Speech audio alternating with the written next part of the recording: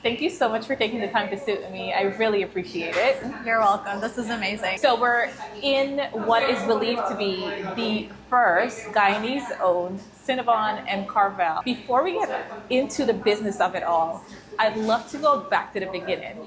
Tell me about your childhood and your earliest memory of ice cream. I was born in Guyana. I came to New York when I was 3 years old, and I grew up in the Bronx. Went to elementary school, junior high school in the Bronx. Went to college. My first memory of ice cream is actually, we used to live in a building in the Bronx off of White Plains Road, and it was a big building, like one of those huge apartment complexes, and there was a lot of Caribbean people in there, so we had like a lot of my childhood friends were there, and I would remember the ice cream truck coming down the block while we were playing outside, and you would hear this Mr. Softy going. And then, of course, every single child will yell, "Mom, Mom, throw down $1. The ice cream truck is here." So my mom would put $1 in a foil paper, or actually $3, because it was myself, my brother, and my sister, and throw it downstairs out the 5th floor window. And then we got Mr. Softy. Thank you so much for sharing that. So you own both a Cinnabon and a Carvel. Right. Why did you choose the industry of dessert? My kids love desserts, and we love desserts. It's always a special treat for us. And Cinnabon is one of our favorite treats, so that's why we decided to go into the Cinnabon, and Carvel is our favorite ice cream. So that's why we also chose those two to come together at this location. With your Guyanese roots and heritage, how do you use your Guyanese roots and heritage in your business, whether it's your hospitality or the services you provide or the business itself? Sure. So it starts off, of course, with hospitality, everyone being welcome when they come into the restaurant. But also, you could see it in the products that we're making.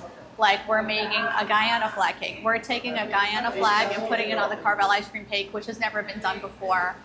It's something that's readily available every single day, as well as other Caribbean islands. So we have Trinidad, we have Jamaica, we have Haiti, we have Dominican Republic, Puerto Rico. So that's just something from my Caribbean heritage that I pulled out to say, let's do this, because we're in a big Caribbean neighborhood, and I was like, why not? Why not showcase our culture?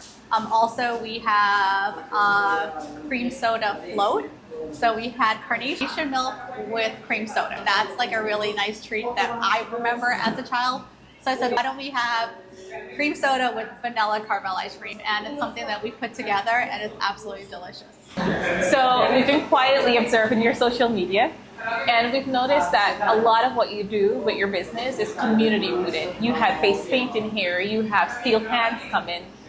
What inspired you to operate from a community-driven space, and what role do you think small businesses play in the community? I think it's important for us to play a positive role, to be role models, because the kids are coming in here, I'm talking to them, they're smiling, they're happy, and they're asking me, questions like, oh, how old are you? Do you have any kids? So it's important for us to have that community involvement and to be part of the community and to welcome everyone in. I was growing up, it was rare to see a Guyanese owner or to see a woman own a business as a Guyanese woman. I feel like there were a lot of negativity. Being a Guyanese owner, being a Guyanese woman, I think it's important to show our younger generation, regardless of where they're from, that you can do it, that just because you're from the Bronx or you're from Queens or you're not from an affluent family, you could make something out of yourself and do something no matter like what hurdles you have in life, what you have to overcome. It's important to have that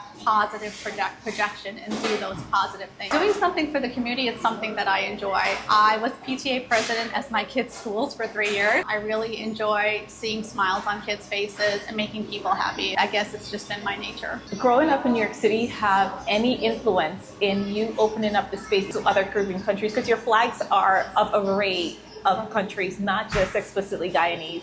Absolutely. I feel like I grew up with lots of different cultures and lots of different people around me.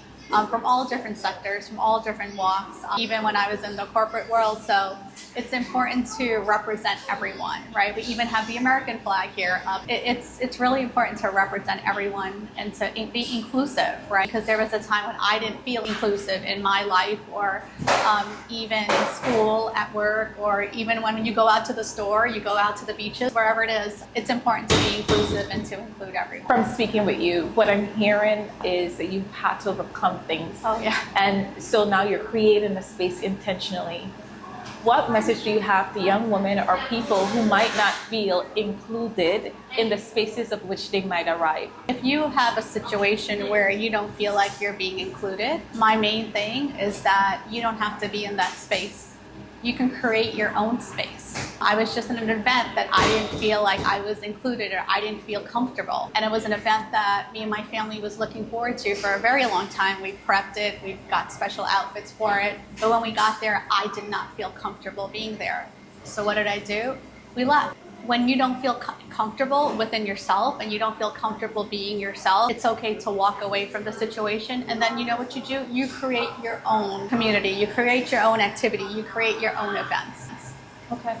What advice do you have for people about enjoying dessert in moderation and having that balance of having the celebration, having the time with family, but including that moderation piece? In our culture, we know that food is a big thing. Every time you go to someone's house, we have lots of food, we have a lot of desserts. I feel like it's something special, and it's very important to have it in moderation.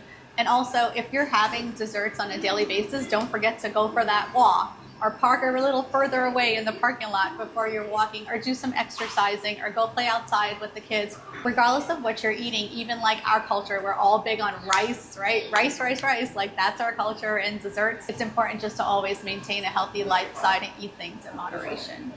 Anything that you want to mention that I didn't ask as a part of this conversation that we're having with leaders in the community that are of Guyanese descent? I think it's important for us to always remember where we came from. I've been in this country over 45 years for a very long time, right? And Guyana is somewhere I was born, but it's important for us to always remember where we came from, because what's inside, those are our roots, and it's important to teach our children where we came from as we get Americanized, as we get modernized, as we adapt into this culture. It's still important for us to listen to our music, to have our food. I take my kids to Liberty Avenue, Little Guyana, just for them to see the culture, and they love it. Like, they're like, whoa, what is going on here? Because it's not the norm, right? But it's important for them to understand the culture, to understand the food. It's just something I feel like we have to pass on from generation to generation. I feel that, a lot of cultures, they talk a lot about their history and their background. I feel that with the Guyanese cultures, sometimes the story hasn't been told.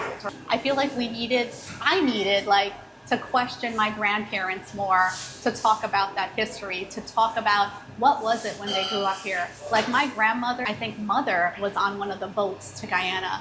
And unfortunately, she passed 4 years ago, and I wasn't able to have that conversation to understand our history. And I feel like it's important for us to tell our kids that history and to tell them what we know and what we've learned from our great-grandparents or even our parents. It's something that just gets lost so easily, but I think it's something that we should try to sustain as much as we can. Okay. Tell us, where in Guyana are you from? Because like I said, I came here when I was 3 years old.